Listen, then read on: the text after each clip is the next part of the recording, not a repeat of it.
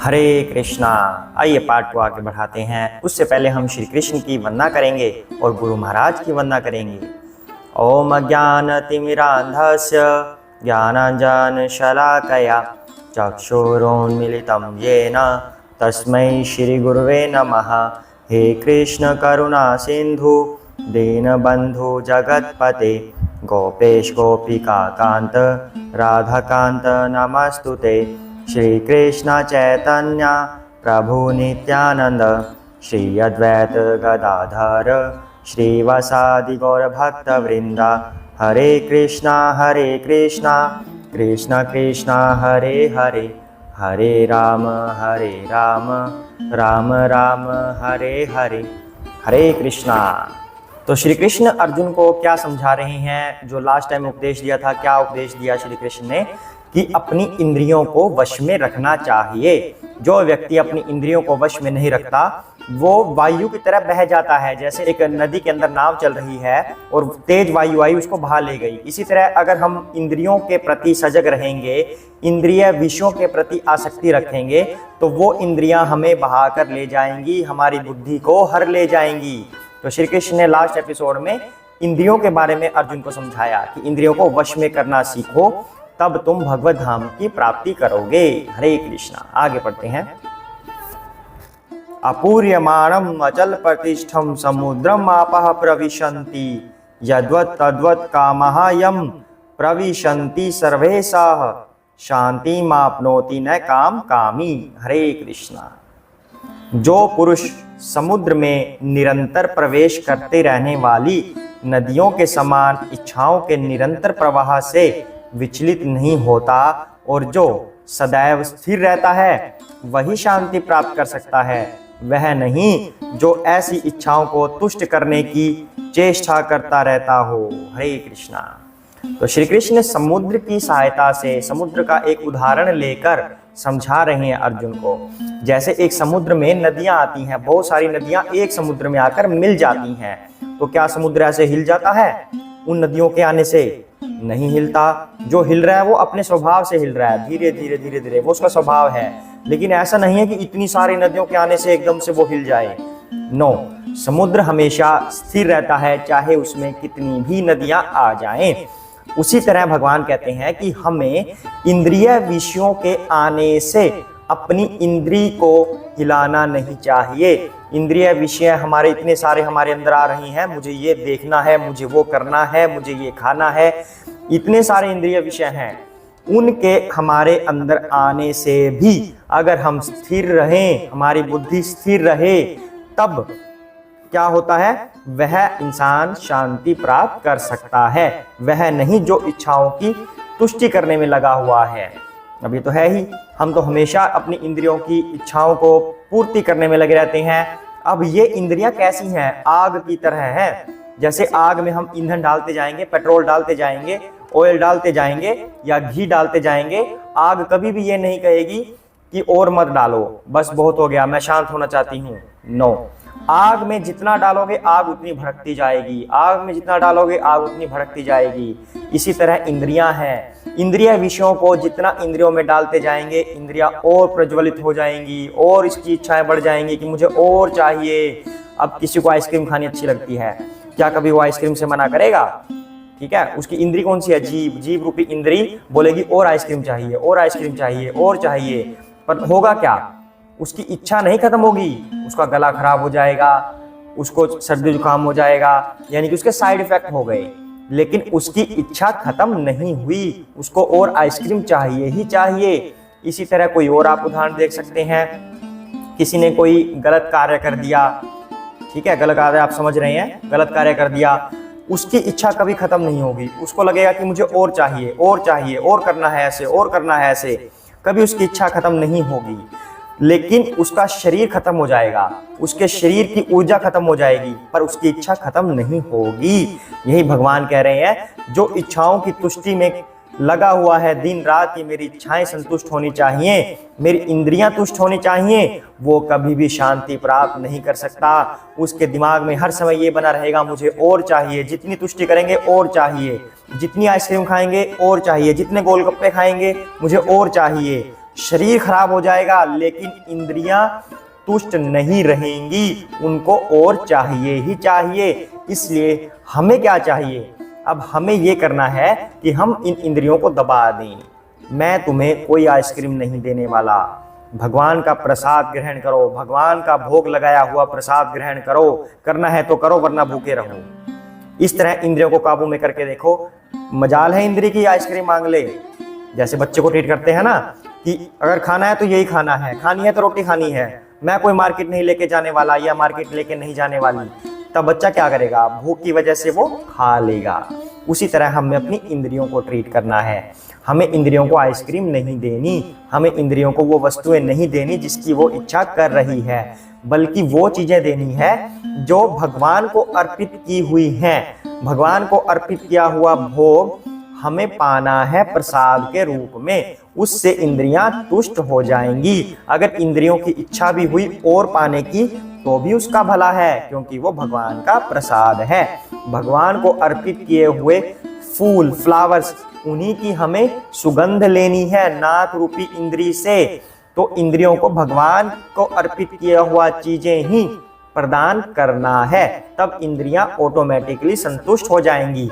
और जब इंद्रियां तुष्ट हो गई तब हमें शांति का अनुभव होगा। यही भगवान समझा रहे हैं अर्जुन को कि समुद्र की तरह रहो। हमारा समुद्र तो बहुत छोटा है कि हम तो बार बार ये इंद्रिय विषय आ गया फिर हमारा समुद्र हिल गया, वो इंद्रिय विषय आ गया फिर हमारा समुद्र हिल गया। नो, हमें भक्ति रूपी समुद्र इतना विशाल करना है, जितने मर्जी इंद्रिया विषय आ जाए, जितना मर्जी कोई हमें प्रोवोक कर ले, जितना मर्जी हमें कोई सिड्यूस कर ले, जितना कोई हमें लालच दे दे, पर हमारा समुद्र भक्ति रूपी समुद्र हिलना नहीं चाहिए, वो स्थिर रहना चाहिए। और हमेशा यही मन में रहना चाहिए कि हमें तो सिर्फ और सिर्फ भगवान की इंद्रियों को तुष्ट करना है, हमारी इंद्रियां ऑटोमेटिकली तुष्ट हो जाएंगी। हरे कृष्णा। आगे बढ़ते हैं।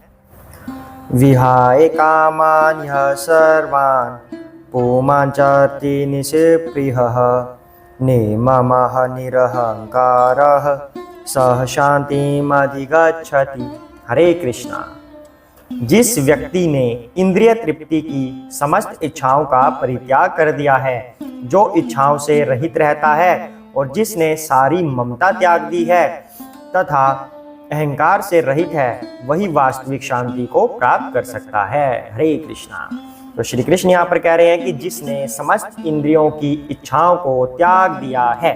अब यहाँ पर एक बात ध्यान देने योग्य है कि श्री कृष्ण समझाना क्या चाह रहे हैं। कोई भी व्यक्ति बिना इच्छा के नहीं हो सकता, इच्छा शून्य कोई व्यक्ति नहीं हो सकता, इंद्रिय शून्य कोई व्यक्ति नहीं हो सकता। तो इसका मतलब क्या हुआ, तो कृष्ण ये क्या कह रहे हैं कि इच्छाओं का परित्याग कर दिया है। कृष्ण यहाँ पर ये कह रहे हैं कि जो हमारी भौतिक इच्छाएं हैं उनका हमने परित्याग कर दिया और अपनी इच्छाओं का रूप बदल दिया कि भौतिक इच्छाएं अब हमारी नहीं है, हमारी आध्यात्मिक इच्छाएं हैं, श्री कृष्ण को तुष्ट करने की हमारी अब इच्छाएं हैं। तो वह व्यक्ति इच्छाओं से रहित रहता है, मतलब भौतिक इच्छाओं से रहित रहता है। मुझे आइसक्रीम नहीं चाहिए, मुझे गोलगप्पे नहीं चाहिए, मुझे ये नहीं चाहिए, मुझे वो नहीं चाहिए। इस तरह से इंसान हो जाता है। मुझे सिर्फ और सिर्फ सेवा चाहिए, भगवान श्री कृष्ण के चरण कमलों का आशीर्वाद चाहिए, ऐसा इंसान फिर मांगता है। उसने सारी ममता त्याग दी है। ममता मतलब ममत्व का भाव, मेरा है, मैं और मेरा। मैं कैसे बनता है, आई से। आई मीन्स मैं। आई से क्या बनता है, माइन, यानी कि मैं और ये मेरा है। जब मेरे की भावना आ गई तो उसकी भोग करने की इच्छा होगी, यानी कि इससे बनता है आईटी, इंद्रिय तृप्ति। जब मैं और मेरा का भाव आएगा तो उसको भोग करने की इच्छा हो गई, इंद्रिय तृप्ति करने की इच्छा हो गई। जब इस आईटी में से आई निकाल देंगे, यानी कि मैं और मेरा निकाल देंगे, तब इंसान को तृप्ति का अनुभव होने लग जाएगा। हरे कृष्णा। अर्थात जब उसके अंदर मेरे का भाव खत्म हो जाएगा तब उसके अंदर अहंकार भी खत्म हो जाएगा।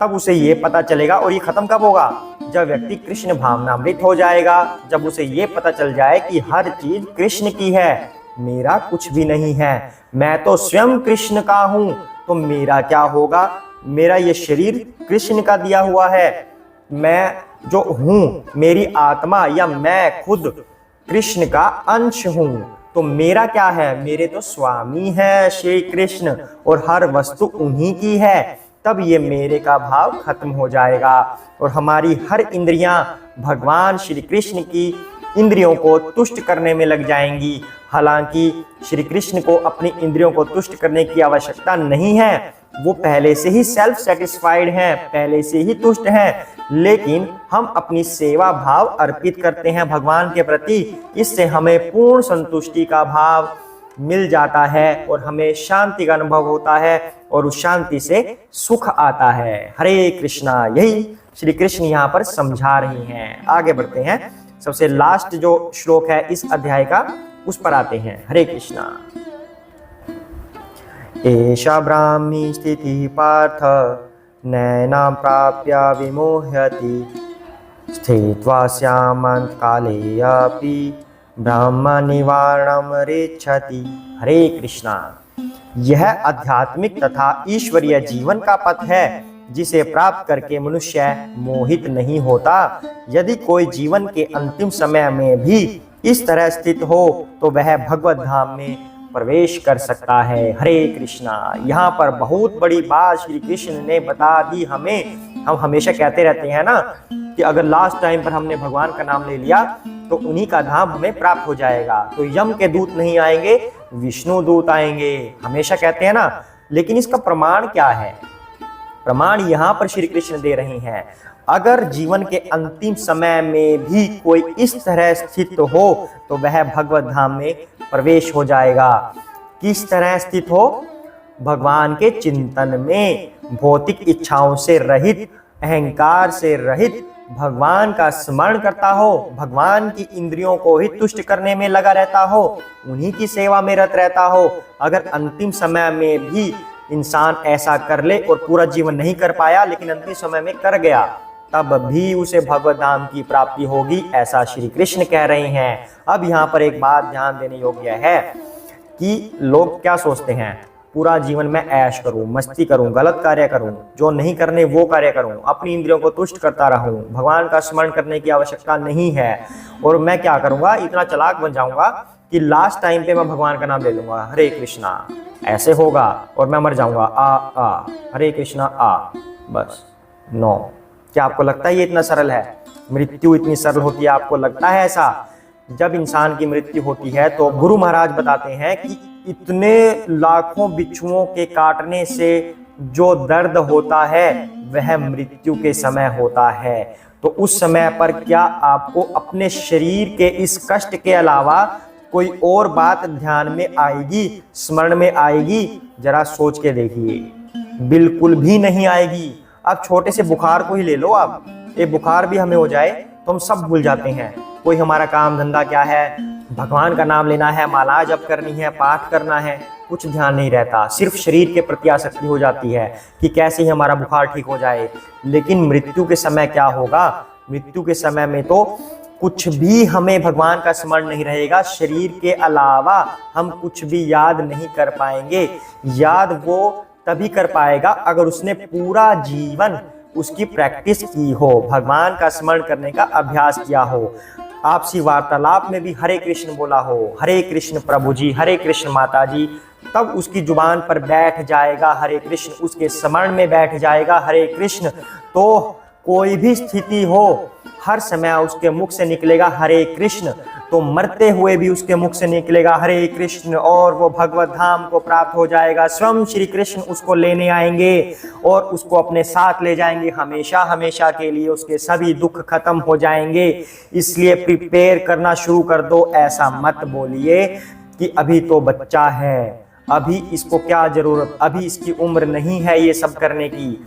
बचपन से ही उसको ये सिखाने लग जाइए कि भगवान ही सब कुछ है, वही हमारे स्वामी है, वहीं से तू भी आया है, उन्हीं का अंश है पुत्र तू भी, उन्हीं के अंश है पुत्री तू भी। अभी से उसको भगवत धाम में जाने की प्रक्रिया समझाइए, कहाँ से वो आया है, उसका क्या लक्ष्य है, अभी से कीजिए।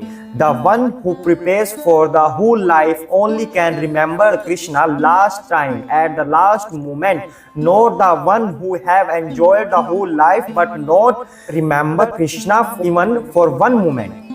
तो वही व्यक्ति लास्ट टाइम पर भगवान का नाम ले सकता है जिसने पूरी लाइफ, पूरा जीवन श्री कृष्ण का स्मरण किया हो, ना कि वह जो सिर्फ लास्ट टाइम पर लेना चाहता हो और पूरी जिंदगी उसने इंद्रिय तृप्ति में लगाई हो। तो यही भगवान यहाँ पर संदेश दे रहे हैं कि जो व्यक्ति लास्ट टाइम पर मेरा नाम ले लेता है वो भगवत धाम की प्राप्ति करेगा। इसलिए अभी से तैयारी शुरू कर दीजिए। हरे कृष्णा। अब यहाँ पर भगवत गीता का अध्याय नंबर 2 पूर्ण होता है, जो गीता का सार है कि पूरी गीता में होगा क्या, उसका मोटा मोटा पॉइंट भगवान ने बता दिया है। अब इसके बाद जितने पॉइंट्स भगवान ने यहाँ पर बताए हैं, शरीर और आत्मा का, इंद्रिय तृप्ति का, ठीक है, आत्मा क्या है, शरीर क्या है, मैं क्या हूँ, कौन हूँ, कैसे मुझे शरीर मिलता है, और सांसारिक वस्तुओं के बारे में, अहंकार के बारे में, भगवत धाम की जाने की मार्ग के बारे में, जितनी चीज़ें भगवान ने यहाँ पर बताई हैं, और फॉल डाउन के बारे में कि कहाँ से हम शुरू होते हैं, कहाँ से हमारी इच्छाएं शुरू होती हैं और कैसे हमारा पतन होता है, ये सब चीज़ें भगवान ने मोटे मोटे रूप से बता दी हैं इस अध्याय में। इसको सांख्य दर्शन भी बोलते हैं, जिसमें आत्मा का और शरीर का ज्ञान होता है, उसे सांख्य दर्शन कहते हैं। तो ये जो अध्याय था सांख्य दर्शन पर आधारित था, इसमें पूरी गीता का सार आ गया। अब कल से हम शुरू करेंगे कर्म योग के बारे में। अब जो ये सार हमने मोटा मोटा पढ़ा है, इसको बारीकी में श्री कृष्ण पूरा खोल कर बताएंगे। ऐसा ज्ञान हमें किसी और शास्त्र में नहीं मिल सकता जो भगवान श्री कृष्ण स्वयं बता रहे हैं। श्रुति है ये, श्रुति भी है और स्मृति भी है। तो भगवान की वाणी जब हम सुनेंगे तो हम पवित्र हो जाएंगे और हमारा पतन नहीं होगा। भगवत धाम की प्राप्ति के लिए हम कार्य कर पाएंगे। तो बने रहिए हमारे साथ और भगवद गीता सुनते रहिए और अपने जीवन में इसको लाइए।